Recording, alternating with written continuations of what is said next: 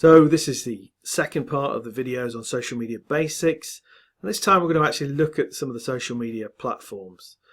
But first, let's recap. So we were talking about the three main things that you can do on social media. That's write the content, connect with others, and interact.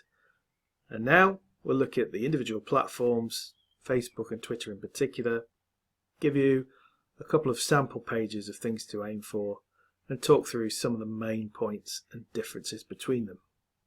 Here we go. So let's take a look at some of the main platforms and just try to understand their role, their purpose, and the community.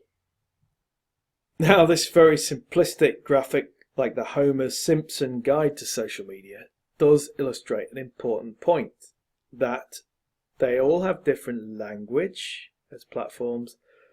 They all have different ways of connecting with the people in the audience.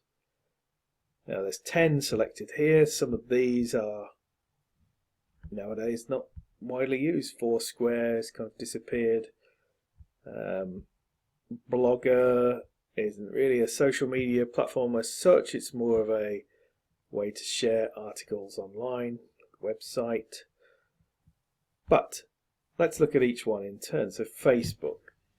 You interact with people by liking the content that they're sharing. Now, Facebook is by far the biggest social media network. Last count was around about 1.5 billion people on there. That's a huge number. But actually, to most people on Facebook, it's like their own personal neighborhood. They build their network of family and friends first. And to be honest, if you're an organization, you're kind of disrupting that flow by putting your stuff out there. So you have to adopt the tone of being friendly and approachable, and understand that there's a lot of ways that you can comment and react and engage with things. It's more of a discussion area. You can put more information out there. The focus of Twitter is very different. It's about in the moment, what's happening, information, sharing that quickly, making brief contacts.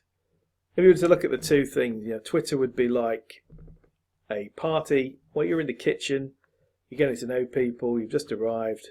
Whereas Facebook is much more like a dinner party. You sit down with familiar friends and family and you share more in-depth conversations. Down here we've got YouTube.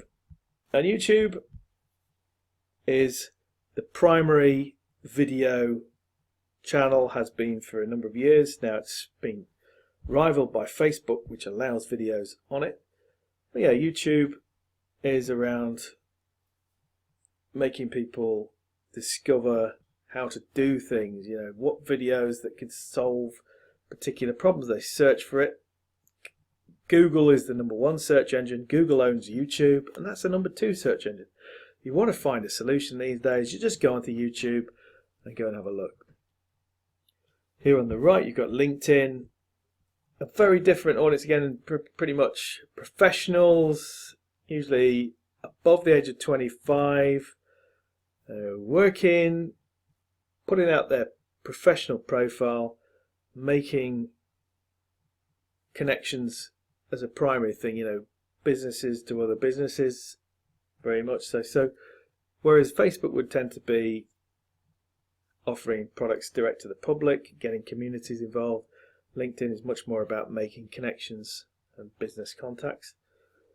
Instagram is now owned by Facebook, and Instagram is very much like Twitter in the moment stuff, but it's very much around the mobile device. It's only available on a mobile platform. At this point, it's useful to take a look at some actual examples. So this is a Facebook page.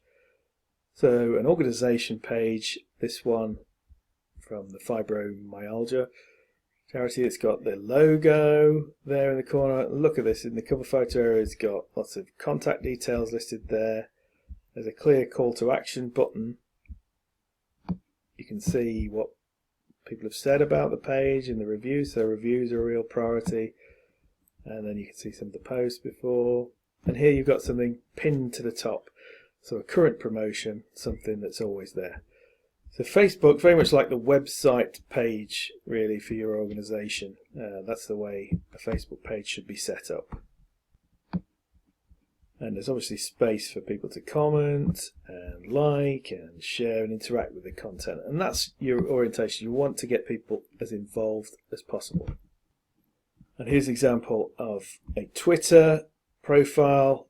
This one's for cancer research. It's got again the picture there, the main cover photo area. So it's very similar look and feel to Facebook in that regard, but you've got the pinned post, which is a pinned tweet. The description is here on the left hand side, and you can say whereabouts you are and link to the website. Lists are really important ways to show who else you're connected to, allows other people to follow and your supporters to see who it is that they should link to.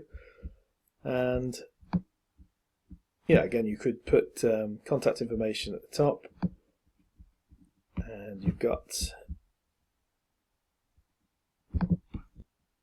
photos and videos get quite prominent, as you can see in the feed. So Twitter, as I said, very much about the sort of information, getting in touch with people right now, and the media side of things. Facebook's much more about your community supporters and building discussions and getting people's feedback.